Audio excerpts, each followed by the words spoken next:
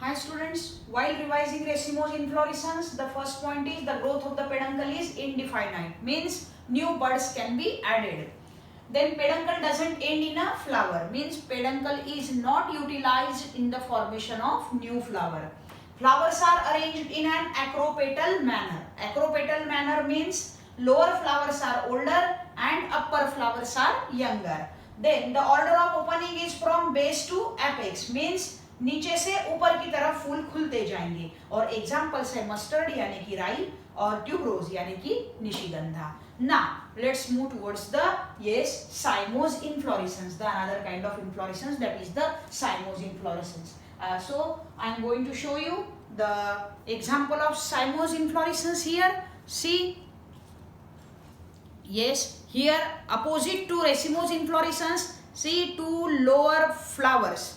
They are younger ones, and the upper flower at the tip of the peduncle, that is the older one. Means exactly the opposite kind of inflorescence is the cymose inflorescence. In racemose inflorescence, older flowers they were lower and younger flowers they were having upper position. But in case of cymose inflorescence here, yes, the lower buds are younger ones and the upper tip is utilized in the formation of flower. Means older flowers are at the apex and younger flowers are at the base. Here is the another example also, another twig, yes, showing the cymose kind of inflorescence. Younger buds are placed at lower positions and comparatively older flowers they are placed at the upper position, exactly opposite to that of the racemose example. This is the jasmine, which is a typical example of cymose inflorescence. Now let us see the points one by the after, one by another. Now the growth of the peduncle is definite here, means the peduncle gets terminated into the flower here. Means peduncle is utilized in the, this is the peduncle, the stalk of an inflorescence, and this peduncle, this is the stalk of the inflorescence, that is the peduncle, and here is the tip of the peduncle, and that has been utilized in the formation of flower. Means peduncle is not free here. Okay, means no new flowers can be added in cymose inflorescence.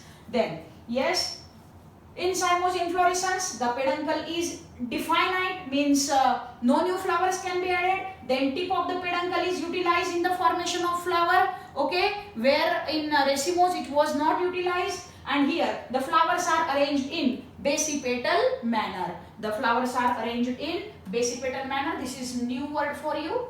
So basipetal manner means what exactly? Yes, the lower flowers are younger ones. See here in this diagram, I am going to show you this diagram in a magnified view. So, okay, here the buds are placed at lower positions and flower is placed on the top, means upper position here. So, what is the meaning of basipetal arrangement? Basipetal arrangement means that arrangement where lower flowers are younger.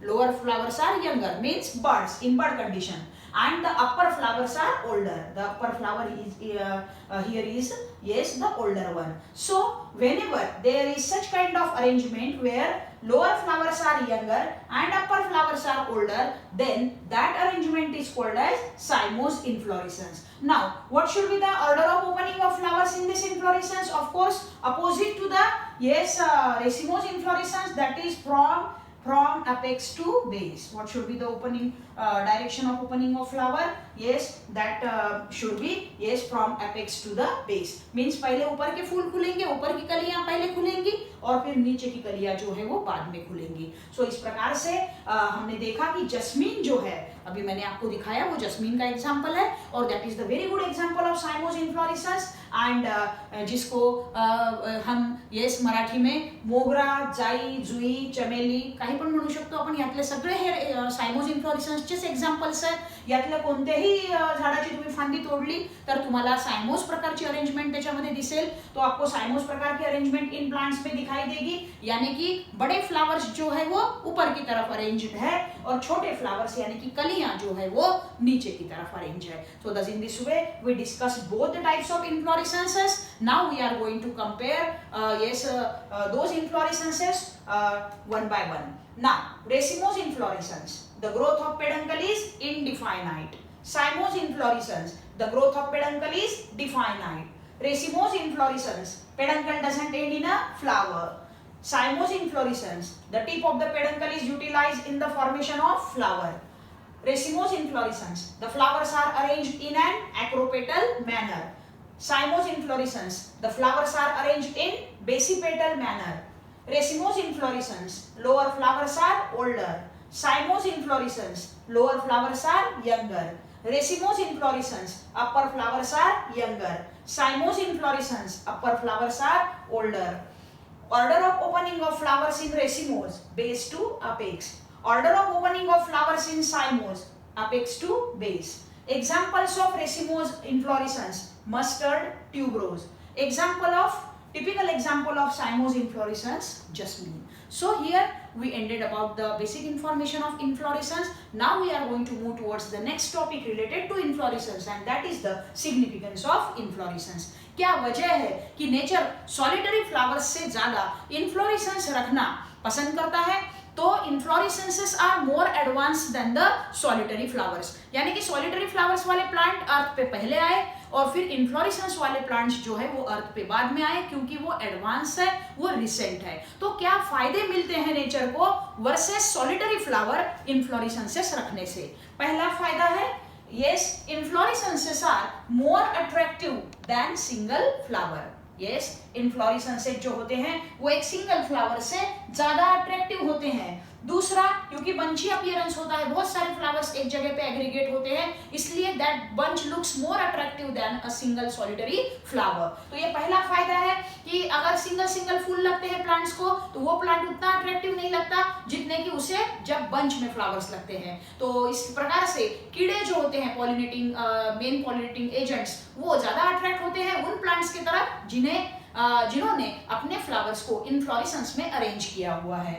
दूसरा फायदा है, it attracts the insects for cross pollination. Cross pollination के लिए जो है दो plants के बीच में जो होता है उसे हम क्रॉस पॉलिनेशन कहते हैं. और कीड़ों का एक प्लांट से दूसरे प्लांट के ऊपर जाना जरूरी है, और कीड़ा तभी जाएगा जब दूसरे प्लांट पे कोई अट्रैक्टिव फीचर्स मिलेंगे, तो उससे जो है सक्सेसफुल पॉलिनेशन के चांसेस बढ़ते हैं. तीसरा फायदा है इन्फ्लोरेसेंस का, the flowers get many flowers get pollinated in a single visit. अगर प्लांट पे सिंगल फ्लावर्स लगे हैं, जैसे कि अभी हमने देखा कि धतूरा है, रोज है, लोटस है, तो अगर प्लांट पे सिंगल फ्लावर्स लगे हैं, सॉलिटरी फ्लावर्स लगे हैं, तो जब कीड़ा विजिट करेगा तो एक विजिट में सिर्फ एक ही फ्लावर को विजिट करेगा. लेकिन वही जब अगर इन्फ्लोरेसेंस को विजिट करता है ना, तो जब सॉलिटरी फ्लावर की बात आती है, कीड़ा आया, एक ब्रांच पे एक ही फ्लावर है, कीड़ा आया, एक फ्लावर को विजिट किया, चला गया. अगर पोलन ग्रेन्स रेडी है तो उसकी विजिट फ्रूटफुल होगी, अगर पोलन ग्रेन्स रेडी नहीं है तो फेल्यूर होगी उसकी विजिट. ठीक है.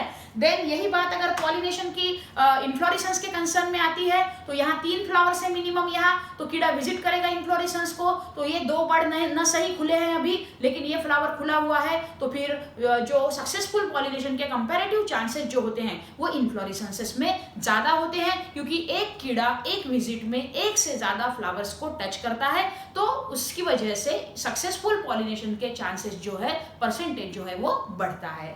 उसके बाद का बेनिफिट देखेंगे क्या है, और gradual opening increases the flowering period and therefore more chances of successful pollination. तो ग्रेजुअल ओपनिंग यानी क्या बच्चों? तो ग्रेजुअल ओपनिंग यानी अभी ये इन्फ्लोरेसेंस मैंने आपको दिखाया है, यहाँ देखो नीचे बड़े साइज के बड्स है, उसके ऊपर मीडियम साइज के बर्ड्स है, और जैसे जैसे ऊपर चले जाएंगे और भी छोटे छोटे साइज के बर्ड है. मतलब क्या हुआ कि कल अगर ये 2 बर्ड खुलेंगे तो परसों उसके ऊपर के 2 बर्ड खुलेंगे, उसके बाद और 2 बर्ड खुलेंगे, यानी धीरे धीरे ये पूरा इन्फ्लोरेसेंस खुलने को 1 महीना भी लग सकता है, क्योंकि ऊपर के हिस्से में बहुत माइन्यूट छोटे छोटे बर्ड्स है, तो एक पूरा कंप्लीट महीना लगेगा इस इन्फ्लोरेसेंस पे, इन्फ्लोरेसेंस के पूरे फ्लावर्स के खुलने में. यानी कीड़ा महीने भर में कभी भी विजिट करे, 7-8 फ्लावर तो मिनिमम उसको वहां खुले हुए मिलने ही हैं, तो उससे क्या होता है कि सक्सेसफुल पॉलिनेशन के जो चांसेस है वो चांसेस क्या हो जाते हैं बेटा, बढ़ जाते हैं. उसके बाद का बेनिफिट देखेंगे कि bad weather conditions and accidental damage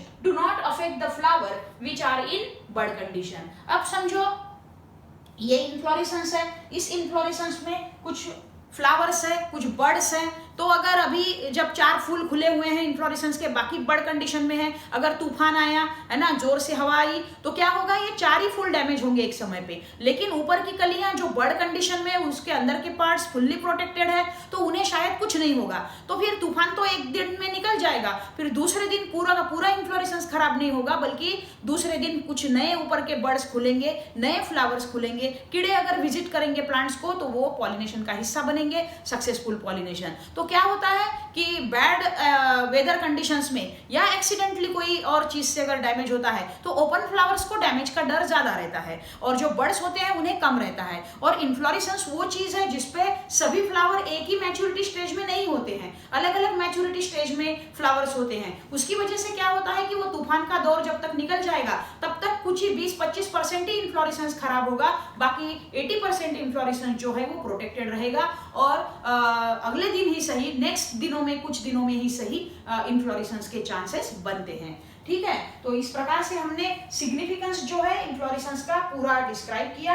मैं एक बार रिवाइज करती हूँ फास्ट में कि कोई भी इन्फ्लोरेसेंस सॉलिटरी फ्लावर से ज्यादा अट्रैक्टिव होता है, उसकी वजह से कीड़े जो है वो क्रॉस पॉलिनेशन के लिए अट्रैक्ट होते हैं।